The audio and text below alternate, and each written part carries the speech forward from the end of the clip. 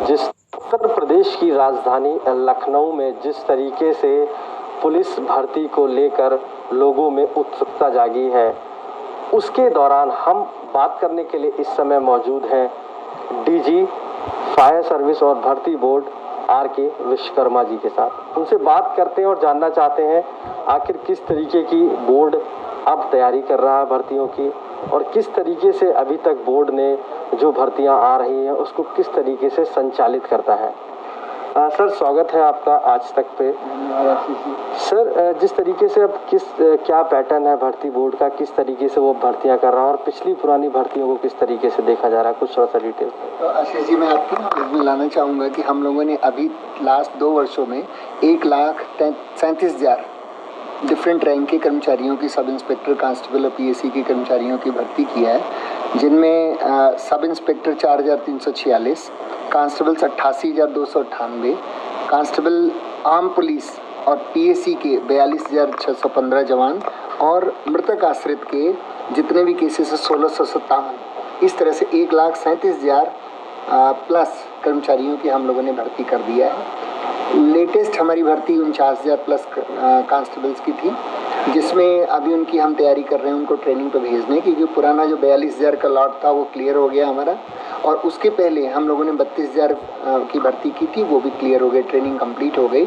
अब हमारे training centre खाली हो गए, तो हम लोग इस 49,000 में, थोड़ा सा कोविड की प्रॉब्लम हो रही है ट्रेनिंग सेंटर्स में, तो हम लोगों ने जो कोऑर्डिनेशन किया डीजी ट्रेनिंग साहब से, सुजानवीर सिंह साहब से, तो उन्होंने 12,000 कर्मचारियों को फर्स्ट लॉट में लेने का डिसीजन लिया है।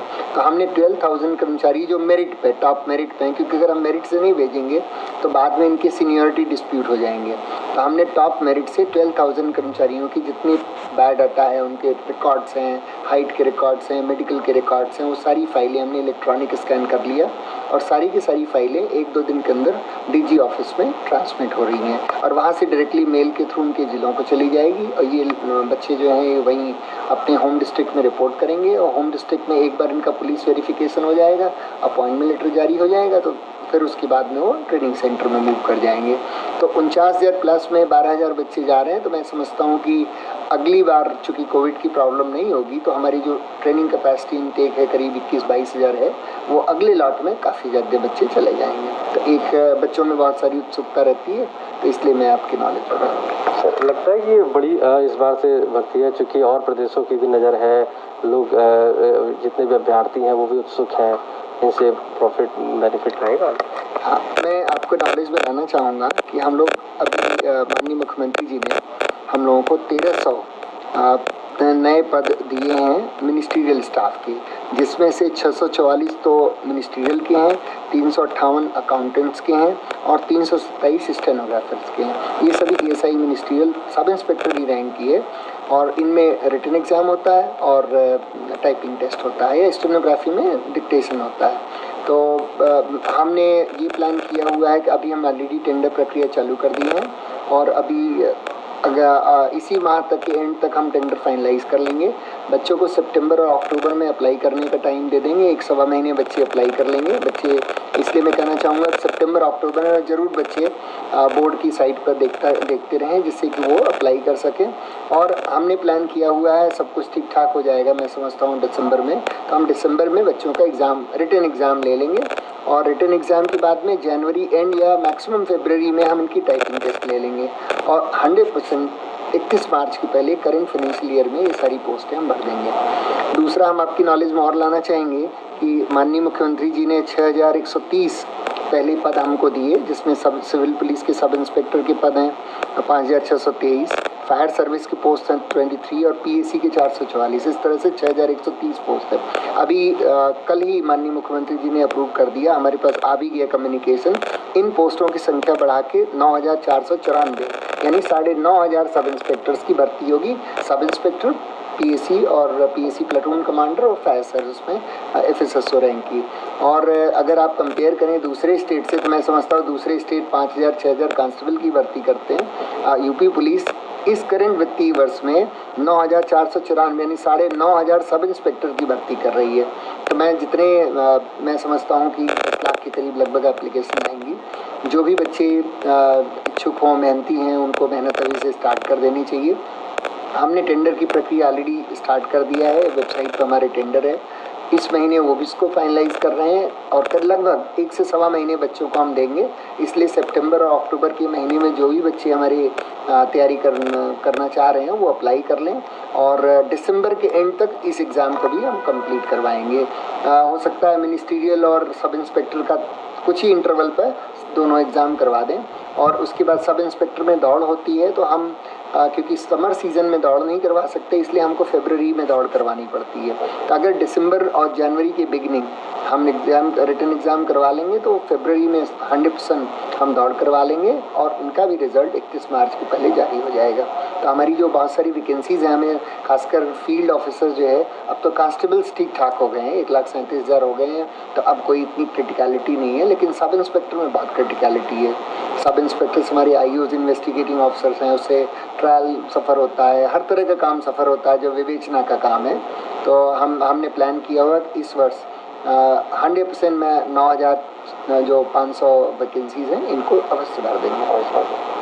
सर बहुत अच्छी बात है सर। जिस तरीके से देखा गया है कि जो बच्चों में और भी कुछ क्यूरियोसिटी रही, उत्सुकता रही है और काफ़ी कुछ बच्चे पूछना चाहते हैं, जैसे 2011 में उप निरीक्षक भर्ती और 2013 में सिपाही भर्ती के माननीय हाईकोर्ट और सुप्रीम कोर्ट के आदेशों के बाद बोर्ड पर कई बार वेटिंग लिस्ट लगा चुका है, पर इस बार क्यों नहीं उसका?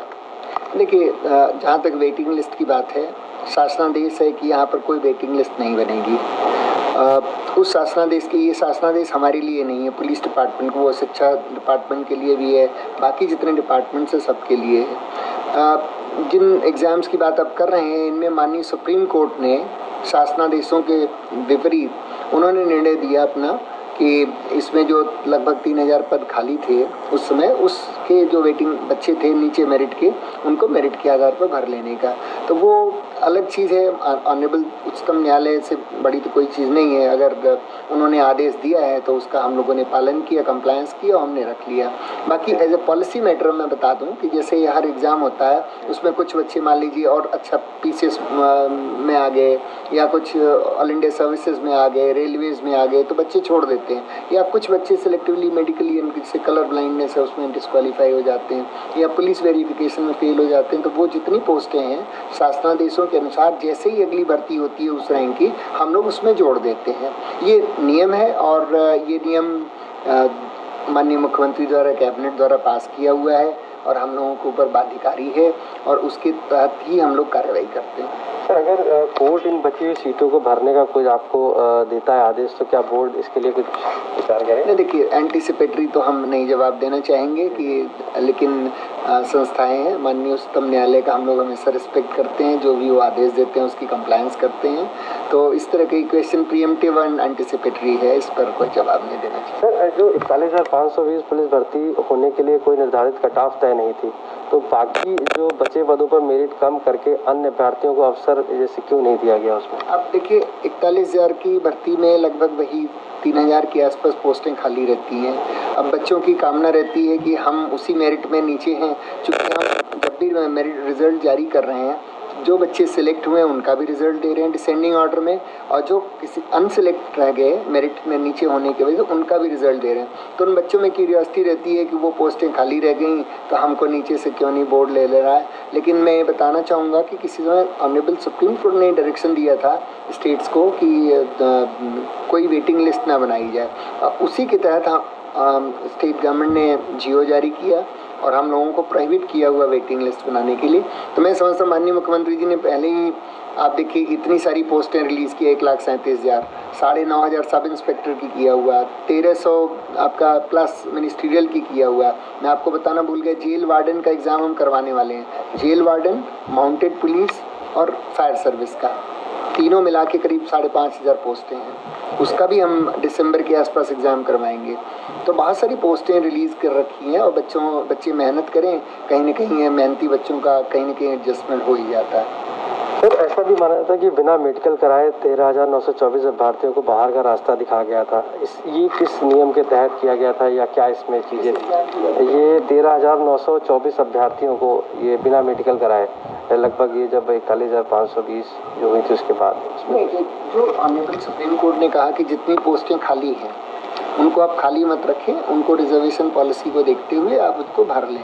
तो माननीय उच्चतम न्यायालय का सम्मान करते हुए हम लोगों ने जितनी खाली सीटें थी उनको भर लिया गया। अब अगर और भी बच्चे हैं कुछ जो नहीं सिलेक्ट हो पाए तो उसके लिए कोई कुछ नहीं कर सकता। सर, 2017 में यूपी सरकार ने सुप्रीम कोर्ट में एक शपथ पत्र दिया था, सरकार हर हालत में पुलिस के खाली पदों को भरेगी। फिर पदों को कैरी फॉरवर्ड ऐसे क्यों किया जा रहा है, इसका कुछ नहीं। देखिए, जो किसी एग्ज़ाम में कुछ बच्चे नहीं ज्वाइन करते, मान लीजिए 49,000 हम लोग अभी किया है और 1,500-2 हज़ार बच्चे कहीं ना कहीं दूसरी जगह अध्यापक बन जाएंगे, सिलेक्ट हो जाएंगे, खाली रह जाएंगी, तो जब भी अगली कांस्टेबल की भर्ती आएगी उसमें समायोजित हो जाएंगी वो पोस्टें। अब उन पोस्टों को उनके नीचे भरने का कोई प्रावधान नहीं है, जैसे हमने अभी आपको बताया था वेटिंग लिस्ट का प्रावधान नहीं है। तो मैं समझता हूँ कि चूंकि इतनी अपॉर्चुनिटीज़ बच्चों के पास में है और हम कोविड के बावजूद भी, देखिए इतने प्रॉब्लम्स के बावजूद भी हम लोग एक दिन रेस्ट नहीं ले रहे हैं। आज तक ऐसा कोई दिन नहीं है जिस दिन हम लोगों का ऑफिस बंद रहा हो, कभी भी। अगर कोविड कोई का मिल भी गया तो भी हम लोगों ने ऑफिस नहीं बंद कर रखा, इसीलिए कि अगर दिसंबर में एग्ज़ाम करवाना है तो एटलीस्ट 6 महीने की तैयारी चाहिए। अब बच्चों को हर हालत में दिसंबर में सारे के सारे एग्ज़ाम करवा के हम सब इंस्पेक्टर का, मिनिस्ट्रियल का, जेल वार्डन का, फायर सर्विस का और माउंटेड पुलिस का सारे के सारे कार्रवाई ख़त्म कर देंगे।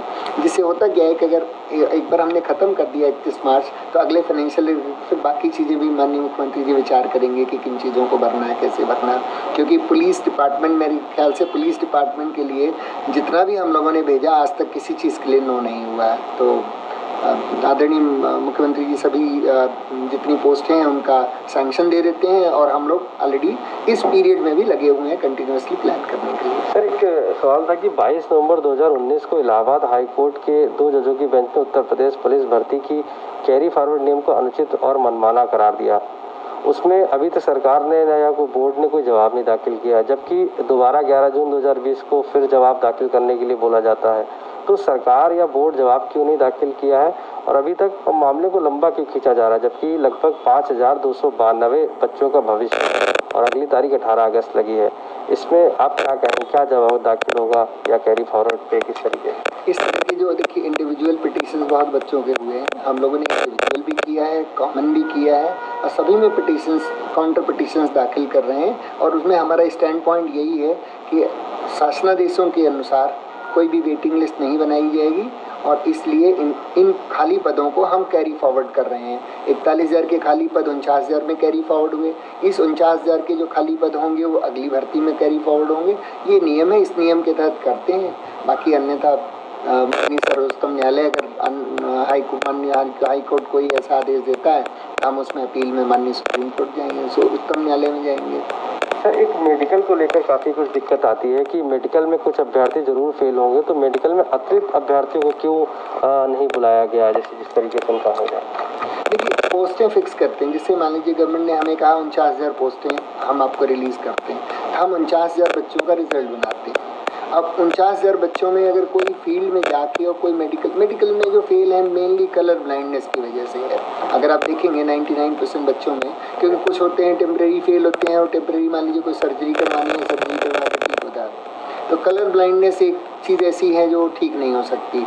तो उसमें हम जो कलर ब्लाइंड बच्चे हैं या मेडिकल में फेल हो रहे हैं उनकी वो स्लॉट हम इमीडिएटली अगली वैकेंसी में फिलअप करते हैं। सेम चीज़ों में अब देखिए हमें पता भी नहीं है 49,000 में कितने बच्चे मेडिकल में फेल हो जाएंगे, तो हम ऐसा एंटिसिपेटेड तो ले नहीं सकते 49,000 की जगह और एक्स्ट्रा भर लिया हमने। यानी कि जो लोग मेडिकल में फेल हो जाते हैं उनके पद खाली छोड़ दिए जाते हैं? हाँ, खाली छोड़ दिया, उसका अगले इमीडिएट अगली भर्ती में लगातार हम हमेशा भर्ती कर ही रहे हैं हम लोग। सर, 2011 में उप निरीक्षक भर्ती और 2013 सिपाही भर्ती में माननीय हाईकोर्ट सुप्रीम कोर्ट के आदेशों के बाद बोर्ड को कई बार वेटिंग लिस्ट लगा चुका है, फिर इस बार क्यों नहीं लगाया? 2000 जब पहले लगाया नहीं, जो भी वेटिंग लिस्ट भरी गई है वो माननीय उच्चतम न्यायालय के आदेशों के सम्मान में भरी गई है। माननीय उच्चतम न्यायालय ने अगर कोई चीज़ कहा और शासनादेशों के विपरीत है फिर भी हम लोग प्रपोजल बना के माननीय मुख्यमंत्री जी के पास भेजते हैं, उन्होंने सारा अप्रूव कर दिया तो हम लोगों ने उसको फिलअप कर लिया। अन्यथा अदरवाइज रूटीन कोर्स में जो नियम शासनादेश है हम लोग उसी के तहत कार्रवाई करते हैं। ओके, यानी कि अगर कोर्ट कोई आदेश करता है किसी तरीके का वेटिंग का, तब आप उसको फॉलो कर सकते हैं? वो माननीय उच्चतम न्यायालय से तो बड़ी कोई न्यायालय नहीं है इस देश के संविधान के। सर, एक यूपी की 232 होमगार्ड सीटों को जो रिजल्ट निरस्त किया गया था वो पुनः संशोधित परिणाम जारी क्यों नहीं किया गया, जबकि बोर्ड के पास पर्याप्त संख्या में अभ्यर्थी उपलब्ध थे। ये होमगार्ड की है 232 होमगार्ड की सीटें पर। अब तो देखिए, home guard, freedom fighter, ex serviceman, अभी 49,000 की भर्ती हुई है, सभी में सीटें खाली रह गई। हमारे पास सफिशिएंट उत्तर प्रदेश में होमगार्ड, एक्स सर्विसमैन और फ्रीडम फाइटर नहीं मिल रहे हैं। उसकी जगह हम लोग जो भी सीटें खाली हैं उनको हम सामान्य अभ्यर्थियों से भर लेते हैं, है ना। तो अब कोई ऐसी सभी में खाली है। बल्कि फ्रीडम फाइटर तो बहुत ही कम बच्चे हैं। Next to next generation, third generation को गवर्नमेंट ने अलाउ किया हुआ है। जो फ्रीडम फाइटर उनके बच्चे, फिर उसके बाद उनके बच्चे अब नहीं मिल रहे हैं, अब बहुत ही कम मिल रहे हैं। आप समझ लें, मुझे एग्जैक्ट नंबर तो याद नहीं, जैसे 400 होमगार्ड हैं तो उनकी जगह 40 मिलते हैं। फ्रीडम फाइटर अगर 500 पोस्टें उनके लिए रिजर्व हैं तो 5 या 7 या 10 मिल रहे हैं। इसी तरह से बहुत कम संख्या में मिल रहे हैं। तो जो हमारी बाकी गैप है वो हम लोग सामान्य अभ्यर्थियों से भर ले रहे हैं, उसमें कोई दिक्कत नहीं। सर, आपने इससे बताया कि अगर कोर्ट आदेश करता है कैरी फॉरवर्ड का तो हम करेंगे, वो तो माननीय उच्च न्यायालय। जिससे 2017 में यूपी सरकार ने सुप्रीम कोर्ट में एक शपथ पत्र दिया था कि सरकार हर हालत में पुलिस के खाली पदों को भरेगी। फिर पदों की कैरी फॉरवर्ड अभी क्यों किया जा रहा है? क्या वो उसी समय के लिए था या नहीं? ये तो सक्सेसिव है। देखिए, अगर मान लीजिए पोस्टें काफ़ी खाली हैं, आप सडनली एक साथ भर लेंगे तो आप ट्रेनिंग कैसे करवाएंगे? नंबर एक, ट्रेनिंग कैपेसिटी लिमिटेड है। सडनली आप ट्रेनिंग एक्सपैंड नहीं कर सकते। बैरक्स बनाना है, लैंड लेना है, तमाम सारी चीज़ें लगती हैं उसके लिए। और दूसरी प्रॉब्लम होती है, देखिए, अगर एक साथ भर लेंगे तो सीनियरिटी, प्रमोशंस की बहुत बड़े इशूज़ हो जाएंगे। अब एक आदमी से एडिशनल एसपी रिटायर हो रहा है, दूसरा आदमी सब इंस्पेक्टर रिटायर हो रहा है।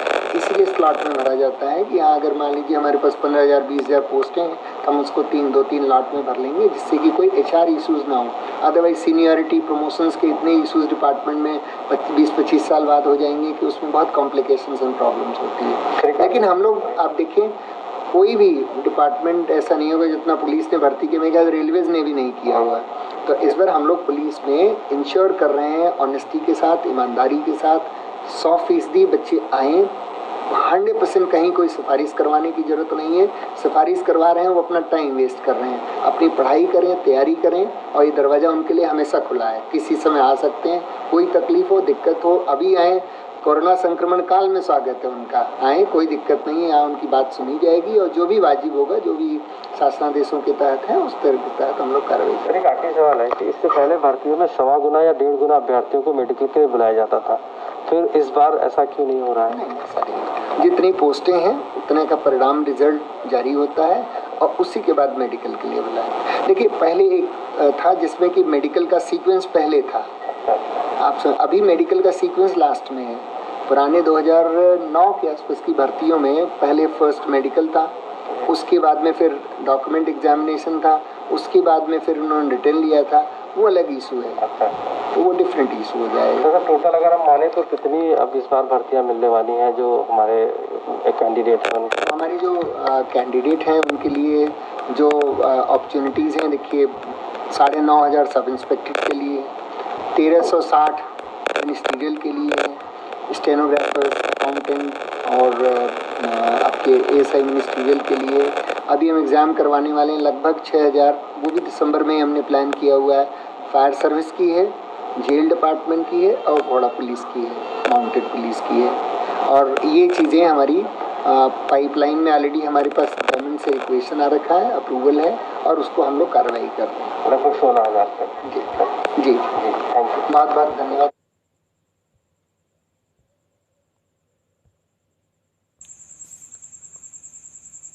हे गाइस, वीडियो अच्छा लगा है तो लाइक करें और इस वीडियो को अधिक से अधिक शेयर करें, जिससे यूपी के सारे बच्चों के पास ये वीडियो चला जाए।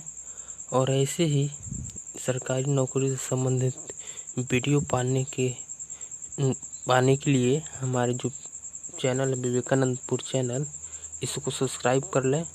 जय हिंद।